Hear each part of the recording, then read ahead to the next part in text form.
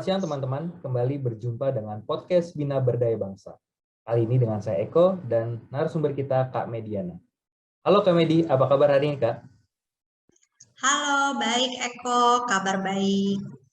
Wah syukurlah, semoga teman-teman yang menonton podcast ini juga selalu berada dalam kondisi yang baik dimanapun teman-teman berada. Pada podcast kali ini, kita akan membahas salah satu bentuk bahasa kasih. Nah, kira-kira teman-teman semua sudah tahu apa itu bahasa kasih? Kalau teman-teman belum tahu, silakan cek kolom deskripsi untuk mengetahui apa itu bahasa kasih dari video podcast Bina Berdaya Bangsa sebelumnya. Dalam podcast kali ini, kita akan membahas salah satu bentuk bahasa kasih, yaitu menerima hadiah. Mungkin teman-teman di sini juga sering ya menerima hadiah. Mungkin dari pasangannya, dari temannya, atau mungkin dari orang tuanya. Nah, teman-teman juga mungkin sudah ada yang tahu ya, kalau misalnya menerima hadiah itu merupakan salah satu bentuk dari bahasa kasih. Nah, bersama Kak Medi, di podcast ini kita akan membahas mengenai pengaruh bahasa kasih menerima hadiah terhadap perkembangan anak. Oke, Kak Medi. Menurut Kak Medi, ciri-ciri anak yang memiliki bahasa kasih menerima hadiah itu seperti apa sih, Kak? Bisa tolong dijelasin nggak? Iya, kalau anak yang menerima hadiah sebagai bahasa kasih, kita semuanya cenderung suka ya menerima hadiah pastinya. Saya sendiri juga kalau menerima hadiah pasti merasa senang. Nah, tapi untuk anak dengan bahasa kasih menerima hadiah, mereka akan kelihatan seperti wajahnya itu antusias dan juga sangat bahagia ketika menerima hadiah dari orang-orang yang mereka kasihi. Dan juga mereka biasanya cenderung akan sangat menghargai hadiah tersebut dan mungkin mereka akan menyimpannya secara hati-hati atau mungkin mereka akan menunjukkannya kepada orang-orang sambil membanggakan hadiah tersebut. Nah, itu adalah ciri yang dapat terlihat jika anak tersebut memiliki bahasa kasih memberikan hadiah. Oke. Berarti sebenarnya kalau misalnya anak-anak yang punya bahasa kasih menerima atau memberi hadiah, mereka akan terlihat antusias dan juga mereka merasa senang ya Kak ya. Dan kebanyakan mereka akan menyimpan barang serta mengapresiasi apa yang orang lain berikan kepada dia ya Kak ya. Iya, betul. Bahkan mereka bisa terlihat ya bahwa hadiah kecil yang sederhana pun itu sangat mereka hargai. Karena mereka tangki hatinya itu terisi gitu. Mereka merasa disayangi ketika mereka menerima hadiah. Nah, itu mereka kan kalau misalnya mereka diberi hadiah akan terlihat sangat antusias dan mereka akan sangat senang. Nah, kalau misalnya tiba-tiba mereka tidak menerima hadiah, apakah ada respon lain yang menunjukkan mereka bahwa mereka adalah bahasa kasihnya menerima hadiah atau memberi hadiah? Nggak pasti, Kak. Misalkan ada respon lain ketika mereka tidak mendapat hadiah gitu. Iya, kalau anak tersebut bahasa kasihnya adalah memberikan hadiah, mereka bisa cenderung merasa sedih dan kurang motivasi ya. Jadi gejalanya akan terlihat seperti anak yang kurang mendapatkan kasih sayang. Jadi bisa jadi mereka terlihat sedih atau kurang termotivasi atau bisa juga mereka justru kelihatan mencari-cari perhatian gitu karena tangki kasihnya belum terisi. Jadi mereka merasa lama-lama sebenarnya papa mama sayang nggak ya sama aku, kok papa mama nggak pernah ngasih hadiah ke aku lagi, jangan-jangan papa mama udah nggak sayang lagi karena nggak pernah ngasih hadiah lagi gitu. Memang kelihatannya bagi kita kok kelihatannya seperti agak materialistis gitu ya. Tetapi untuk anak dengan bahasa kasih hadiah, ayah bunda bisa memperhatikan tidak perlu yang mahal, yang sederhana saja. Dan ini memang sangat penting bagi anak dengan bahasa kasih hadiah. Termasuk juga bagi pasangan atau orang dewasa dengan bahasa kasih hadiah.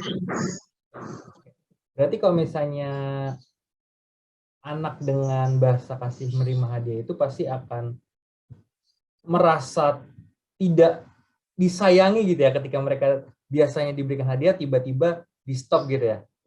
Nah, iya betul. Ya, nah kalau misalnya dari Kamedi sendiri, kira-kira ada tips nggak sih Kak untuk ayah bunda di luar sana dalam menentukan hadiah yang cocok bagi anak dengan bahasa kasih menerima hadiah?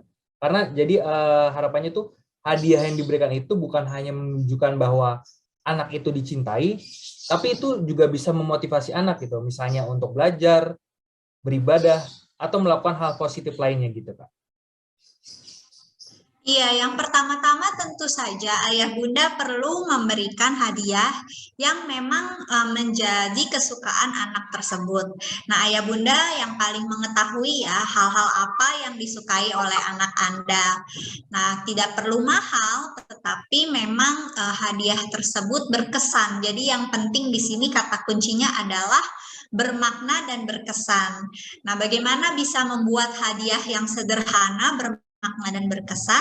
Nah, itu ayah bunda bisa cari ide, mulai dari hal-hal kecil yang mungkin mereka suka, atau snack-snack makanan yang mungkin tidak terlalu mahal. Bisa juga ayah bunda memasakkan sesuatu, atau bahkan membuat sesuatu dengan tangan sendiri gitu ya. Misalnya membuat prakarya, gantungan kunci, dan lain sebagainya dengan tokoh kartun favorit mereka, gambarnya misalnya. Jadi sehingga anak tersebut merasa memang ayah bunda tahu, memperhatikan apa yang dia suka dan menunjukkannya dalam bentuk hadiah. Nah, itu pasti akan membuat mereka termotivasi. Berarti sebenarnya anak-anak yang dengan bahasa kasih menerima hadiah itu sebenarnya bukan tipikal anak yang ribet gitu ya Kak ya. Karena mereka sebenarnya menghargai sekecil apapun apresiasi ataupun hadiah yang diberikan kepada mereka gitu. Jadi mereka tidak menilainya dengan seberapa besar atau seberapa mahal hadiah yang diberikan ya Kak ya. Iya betul. Jadi memang untuk bahasa kasih hadiah, kadang-kadang kita berpikir, oh jadi harus memberikan yang mahal-mahal. Padahal sebenarnya tidak. Bagi orang atau anak dengan bahasa kasih hadiah, berharga atau tidaknya hadiah itu bukan terletak pada harganya, tetapi pada bagaimana yang memberikan hadiah itu memperhatikan dan mengasihi mereka. Jadi wujud pemberian kasih gitu ya. Oke, Kak Medi. Kembali sedikit ke awal, Kak. Tadi kan Kak Medi sempat bilang kalau misalnya anak yang memiliki bahasa kasih menerima hadiah itu akan merasa sedih atau kecewa ketika dia tidak menerima hadiah lagi setelah beberapa waktu ya. Nah, berarti kan kalau misalnya yang saya lihat ini, bahasa kasih menerima hadiah itu mungkin akan membuat anak menjadi ketergantungan dengan pemberian hadiah ya, Kak ya. Kira-kira dari sudut pandang Kamedi atau menurut Kamedi, gimana sih Kak cara membuat anak menjadi tidak ketergantungan terhadap pemberian hadiah dan membuat anak itu menilai kasih sayang ayah bundanya itu bukan hanya dari pemberian hadiah gitu? Iya, kalau yang membuat anak ketergantungan menerima hadiah, itu biasanya ketika hadiah tersebut diberikan sebagai iming-iming atau sebagai upah ketika dia melakukan sesuatu. Nah, ini yang kita perlu hati-hati. Kalau kita menjanjikan sesuatu supaya anak mau menurut pada kita, pada akhirnya dia bisa ketagihan hadiah. Nah, ini kita harus hindari ayah bunda ya. Yang penting adalah ketika kita memberikan hadiah, kita memberikannya tidak dengan imbalan gitu ya, tidak dengan wanti-wanti bahwa anak tersebut harus melakukan A baru mereka mendapatkan hadiah dari kita. Tetapi hadiah itu memang kita berikan sebagai wujud kasih kita. Jadi tanpa anak melakukan sesuatu pun kita memberikan hadiah karena kita menghargai keberadaan dirinya. Jadi bukan karena dia melakukan A, B, C, D gitu. Berarti maksudnya pemberian hadiah itu sebenarnya tidak harus spesifik ketika anak telah melakukan sesuatu ataupun sebagai bentuk imbalan atau reward kepada anak gitu ya. Tapi memang diberikan itu sebagai bentuk motivasi dan upaya untuk menghargai keberadaan anak gitu. Terlepas apa yang sudah dia lakukan atau yang dia capai gitu. Tapi memang bentuk kasih sayang orang tua kepada anak begitu ya Kak ya. Iya betul. Jadi wujud kita menghargai dan mengasihi anak karena ada keberadaan dia pun kita sudah senang gitu ya, kita sudah sayang sama dia. Wah, sangat menarik nih Kak diskusi kita. Beberapa pertanyaan kita seputar bahasa kasih sudah kami dijelaskan, dan semoga apa yang kita diskusikan ini juga bisa memberikan gambaran gitu ya Kak untuk orang tua, untuk ayah bunda di luar sana, bagaimana untuk menjaga perkembangan anak, terutama mereka yang memiliki bahasa kasih menerima hadiah. Oke, terima kasih banyak Kak Medi, diskusi yang sangat bermanfaat. Semoga apa yang kita bahas hari ini bisa berguna untuk ayah bunda di luar sana, dan juga semoga anak-anak semakin termotivasi dengan pemberian-pemberian hadiah yang diberikan oleh orang tua, tentunya bukan sebagai reward atau imbalan, tapi sebagai bentuk ungkapan kasih dari orang tua kepada anak. Terima kasih banyak Kak Medi untuk diskusi kita kali ini. Teman-teman, Sama-sama. ya, saya Eko dan Kak Medi pamit undur diri. Sampai jumpa di podcast Bina Berdaya Bangsa selanjutnya, dan salam pemberdayaan. Terima kasih teman-teman. Salam pemberdayaan. Terima kasih.